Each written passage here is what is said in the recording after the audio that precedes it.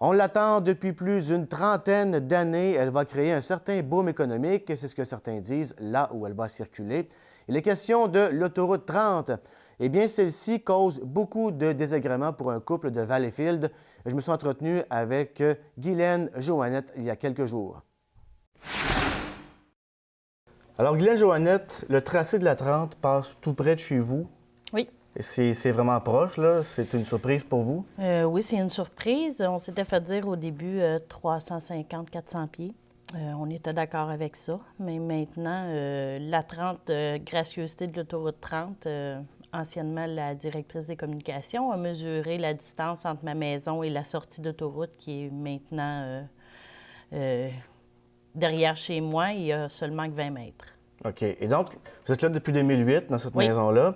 Et quand les travaux ont commencé, c'est quand vous avez dit, là, quoi qui se passe, là, ça va pas bien, là? Aux alentours du mois de octobre 2009. Les premières images que j'ai enlevées, que j'ai filmées, c'est le 15 octobre, si je ne me trompe pas, où ils se mettent à défricher les arbres, là. Que là, on se rend compte que le projet est en marche, là. Qu'est-ce que vous avez fait, là, quand vous avez vu ça? Bien, écoutez, on s'en attendait. C'est sûr que ceux qui venaient travailler, on posait des questions, savoir à quelle distance c'était pour être, parce que là, ils étaient rendus sur nos terrains, enlever nos arbres qui étaient viables, des arbres quand même que ça avait 50, 60 ans, des beaux arbres, là, matures, en santé. Fait qu'on a commencé à poser des questions parce qu'ils se rapprochaient dangereusement, là, assez pour que j'aie peur que ma piscine elle passe dans le défrichage, là. Parce que quand même, il faut le dire, vous le saviez que la 30 allait passer tout près de chez vous, mais pas aussi près que ça. Oui, oui, on le savait, ça, je ne mentirais jamais. On savait que le projet de l'autoroute 30, mais c'était depuis les années 70 qui en parlait. Fait que, puis pour nous, la 30, c'est un chemin à 2 voies.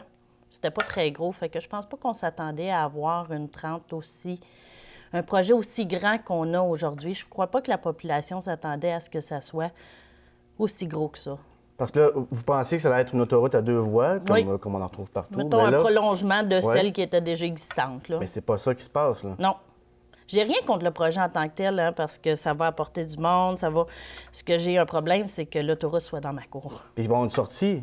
Oui, près de la chez vous. sortie près de chez nous. La ville de Valleyfield a surtout acheté beaucoup de terrain à l'arrière pour faire un quartier industriel. Fait que ça va être beaucoup, beaucoup de voyagement. Il va y avoir une sortie à 4 voies? Oui. Oui, la rue au coin de chez moi, Sainte-Marie, ils l'ont transformée en 4 voies. Ils ont acheté tout le quartier, toute la pointe pour élargir la voie. Et qu'est-ce que ça cause? Qu'est-ce que ça vous cause comme désagrément, là? Comme désagrément, bien là, on est dans une période d'accalmie. On est au mois de janvier, fait qu'ils ne travaillent pas beaucoup. Okay. Fait que non, on les entend pas du tout. Mais dès que ça recommence, genre février, là, comme l'année passée, en février, ils ont commencé à travailler. Là, ils travaillaient de jour comme de nuit. Ah oui? Fait que la nuit, on dort pas beaucoup. Mes enfants se plaignent qu'il y a du bruit parce que le derrière de la maison, ce qui sont les chambres de mes enfants, sont à côté des travaux. Fait que mes enfants migrent avec moi dans mon lit pour pouvoir dormir un peu. Sinon, nos nuits sont complètement chamboulées. Vous me disiez, entre la tête de lit de votre enfant et la 30, il y a 20 mètres. 20 mètres? Oui, exactement 20 mètres. C'est court, ça. Oui. Est-ce qu'il y a du dynamitage ou... Non, aucun dynamitage. Pour l'instant, il n'y a pas de ça, mais il y a du forage. Fait qu'ils ont foré pour installer le nouveau viaduc qu'il va avoir au-dessus de chez moi, là. Et l'été, il n'y a pas de bon temps à prendre sur votre terrain, j'imagine, là? Absolument rien. Absolument Pas de rien. bon temps et pas de bon temps à l'intérieur non plus parce qu'on est encrassé dans la poussière constamment. Mon fils est asthmatique, fait qu'en plus, c'est très difficile. Oui, une journée, j'ai quitté, j'ai laissé une craque dans toutes mes fenêtres. Quand je suis revenue le soir, il a fallu laver les planchers à 10h30 le soir parce qu'il y avait à peu près 3 pouces de terre partout à l'intérieur de la maison, là. Et donc, votre voisin, bien, vous êtes 3, en fait, Oui. 3 maisons dans ce secteur-là. Oui. Il y a une maison qui a réussi à avoir une expropriation Oui, M. forcée Leboeuf. de la part du gouvernement? Forcé, mais ça faisait Bien, son c'est affaire. ça, évidemment, oui. Comme nous tous, il n'était pas content, puis il voulait partir de là. Quand il a commencé à en parler, mais il ne savait pas par où commencer, parce que la loi de l'expropriation, c'est une loi seulement qui sert le gouvernement. Ça ne sert pas les citoyens. Il ne savait pas commencer, sauf que quand la 30 est venue pour avoir un 100 pieds de son terrain, il a sauté sur l'occasion puis il a dit « Si vous voulez 100 pieds, vous voulez tout, sinon vous n'aurez rien. » Et l'autre maison à côté? L'autre maison à côté, mon voisin, c'est un camionneur.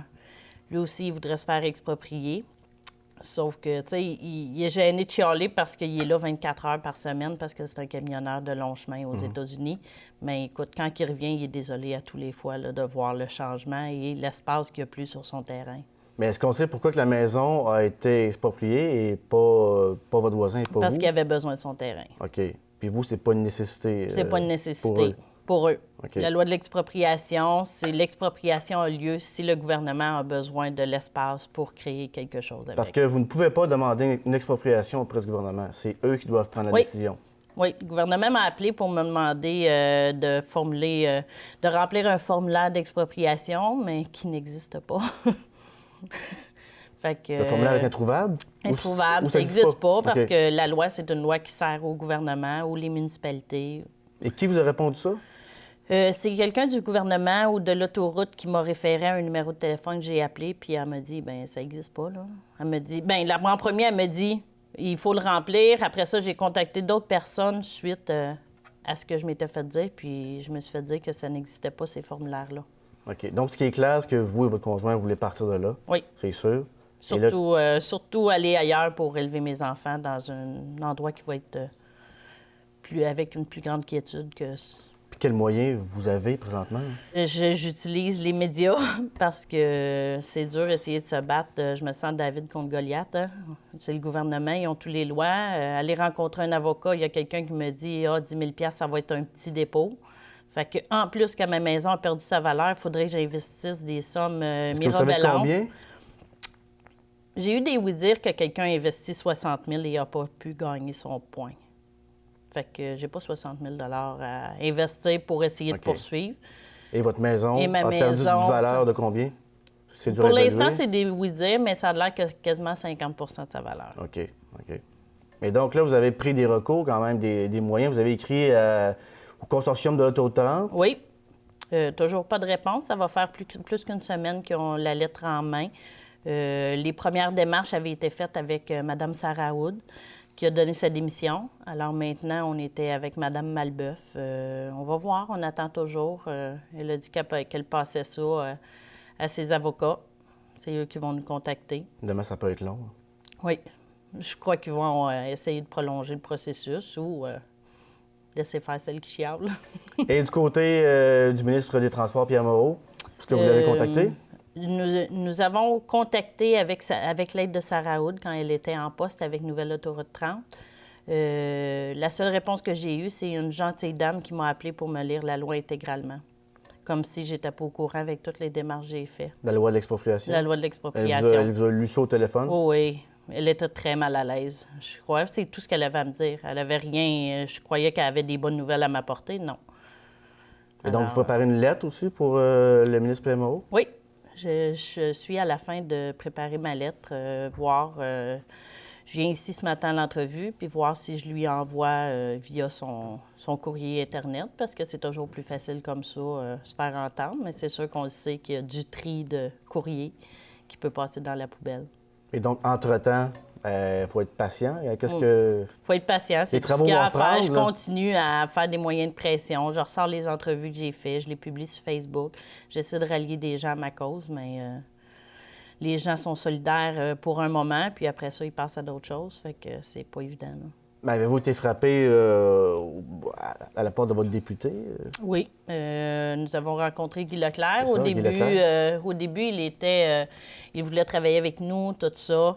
Il était pour nous aider à envoyer les lettres. Et puis, là, avec ce qui se passe au PQ, on est un peu laissés à nous-mêmes. Il y a eu une rencontre quand même avec un de ses attachés pour corriger la lettre.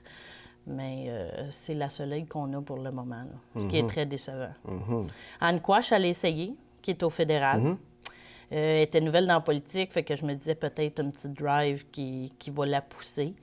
Mais finalement, quelqu'un lui a appris que quand c'est pas un dossier qui te regarde, tu travailles pas dessus. Fait qu'elle m'a appelé pour dire « Désolée, je peux pas travailler sur son dossier. Ça fait partie du provincial et non du fédéral. » OK, OK.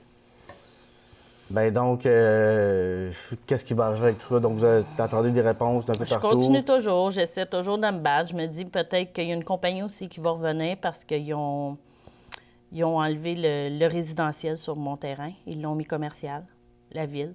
Fait que je me dis peut-être qu'il y a un commerce qui va venir puis qui va être intéressé à ma place parce qu'on est collé sur l'autoroute 30, sauf que c'est quand même un petit terrain. Mais on est deux voisins qui voudraient partir. Mon voisin a eu des approches, sauf que justement, vu la dépréciation de nos maisons, puis qu'ils ne veulent pas les acheter pour habiter dedans, ils font des offres ridicules. Fait qu'on perdrait comme... mon voisin aurait perdu comme 75 000. C'est logique, on ne peut pas partir à rabais comme ça. C'est pas des terrains à rabais quand même, là. Tout ce qu'on investit dans ces maisons-là, on le perd, là. Bien, bonne chance dans toutes vos démarches. Merci.